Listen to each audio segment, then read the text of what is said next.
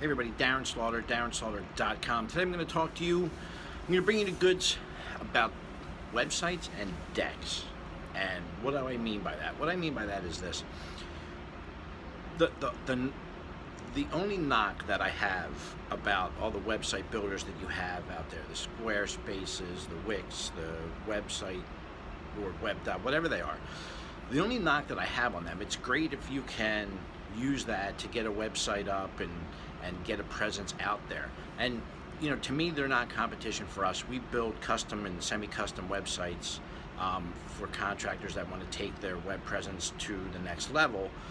So to us, it's really not a competition thing. But the problem is this: how do you know after you've built the site that it's a good site? Right? Like if I built you a deck, you'd know that it was a shitty deck. You'd fall through it, you'd fall off of it, the deck would fall off of the house. So you'd know pretty quickly that it was a bad deck and that it needed to be redone, rebuilt, redesigned, the whole schlemiel.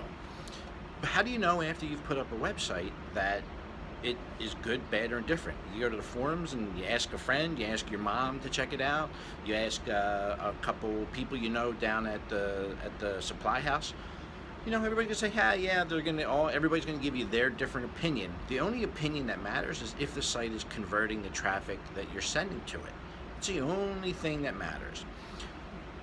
Just by their nature, websites see more traffic a year by accident than most of your marketing and advertising is going to bring you. That's just kind of the way it is. So you need to have a good website that converts the traffic that you send to it, because that's where the bills are going to get paid. The bills are going to get paid by people visiting your site. When people pick up the phone and call you and email you and say, hey, listen, come out and do this thing for me at my house, they've already decided to do business with you. They've already done the research. They've already done their homework. They've already checked out your website. So you don't know if you have a good website until you're tracking the amount of traffic that you're sending to it and the conversions that you're getting from the traffic that you send there. Now, how do you convert that, or how do you track that? Most of the time, guys and girls are just happy that the friggin' phone rings, and I get it, and that's fine. The only problem is that when you say, hey, listen, my website isn't converting or my website is converting, is how do you know that for sure? There's ways that you can test that. You can test it by sending them to specific landing pages or specific splash pages that after they do a certain thing on your site, that they wind up on that page, and you can track the amount of people that get to that page. But a lot of times people just pick up a phone or send you an email. So when you're talking to them, if you can qualify them and say, hey, listen, I'm glad that you got to us from our website, but how did you find us first? That's how you kind of really get at finding out where people come from. But the point to all this whole video was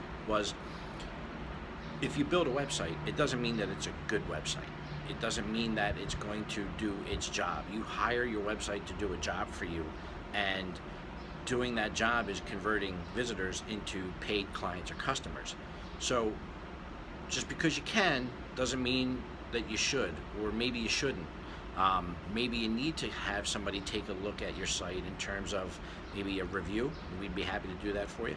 Or maybe you need to take your website or your web presence to the next level and get a custom site or a semi-custom site done so that you are ready to convert more of the traffic that you're sending to your site. That's it. It's really just about knowing when a bad deck is a bad deck. Do you know when a bad website is a bad website? And if you're not, start paying attention. Do a search in your market, find out what other websites of people or companies in your line of work look like, and you want to kind of mimic that to a certain degree, because you don't want to be the website that is so far off the beaten path in terms of look and feel and functionality from the rest of your competitors that you stand out because your website is so off the rails.